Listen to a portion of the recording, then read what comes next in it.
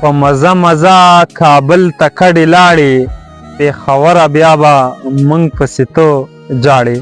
ملګرو چونکې د افغانستان چې کوم مهاجرین د 43-46 سالو نه په پاکستان کې میشته دي په مختلفو کیمپونو کې، نو هغوی ته حکومت چې کوم دی ډیډلاین ورکړی دی چې تاسو نور خپل ملک ته لاړ شئ، چونکې هلته کې امن هم شته، روزګار هم شته. الله دې وکړي چې په لر او بر پښتنو کې امن وي، ترقي وي، خوشحالي وي، نو موږ به خوشحاله یو. چونکې دوی روان دي، یو 2 ورځې ورسره پاتې دي. دا تاسو لیدی شئ د کوګا کیمپ دی.